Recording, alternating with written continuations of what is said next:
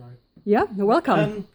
This is just a small display of books to show the breadth of the collections we have in the Edmund Hall Old Library, but also to illustrate something of the history of the collection and of the space, and about how we are using it right now in the 21st century.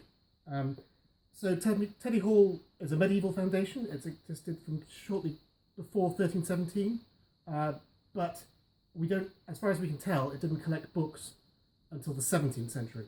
So the first things we have out are some of our very oldest books that in fact predate the building of the library in the 1680s.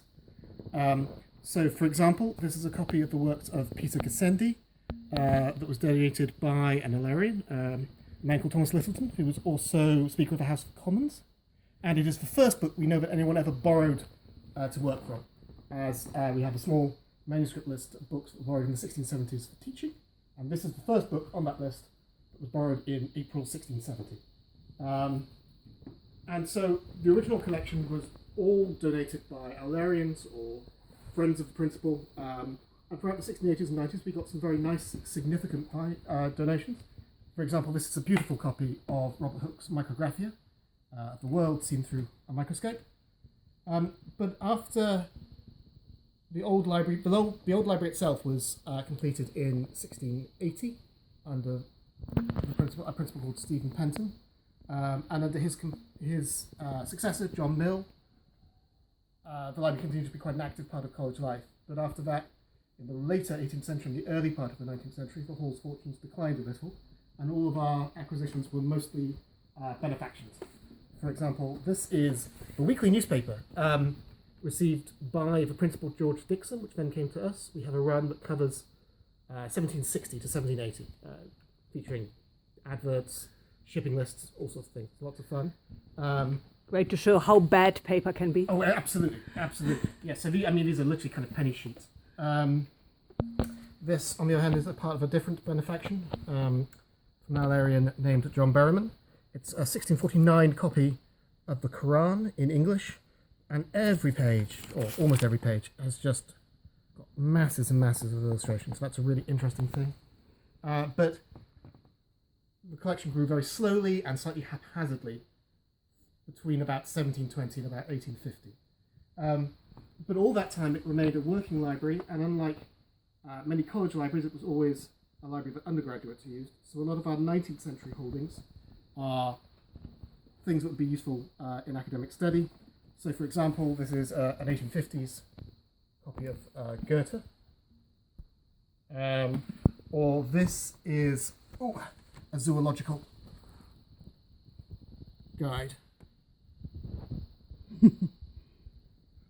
So this library remained the only library in Teddy Hall up until 1928, when under the principal Alfred Emden, books published before roughly 1880 or so were moved into a new library space, and this became more like an antiquarian old library.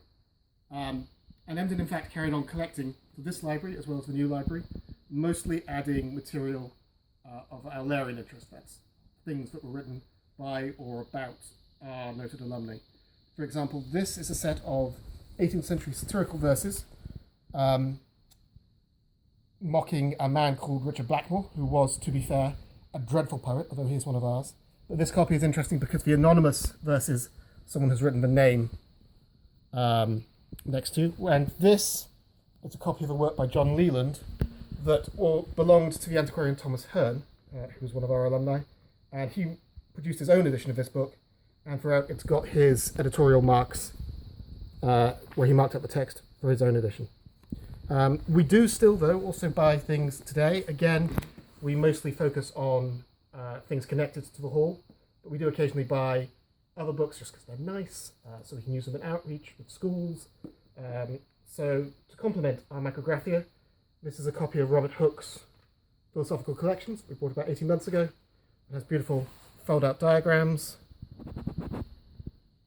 and just as a beautiful work of early science. So we bought that as a sort of treat for the library.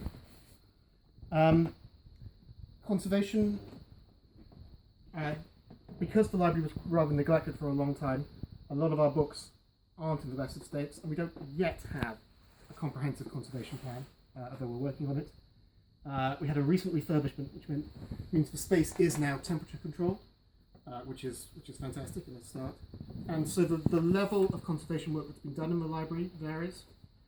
This is a beautiful copy of Hornshead Chronicle, which was very, very badly damaged, but has been beautifully repaired for us by the Bodleian, and even has its own box to live in. Whereas somebody else did this very unsympathetic rebinding of a collection of 17th century pamphlets, which have essentially just been put in some cardboard. But even works badly viewed with conservation can be very useful in outreach. So this is a tiny copy of History of Inventions by Paul Virgil, and it is coming completely away from its spine, but that does mean one can see very, very neatly how a book was sewn and bound up. So although ultimately we will in some way stabilise this book, it's actually quite useful.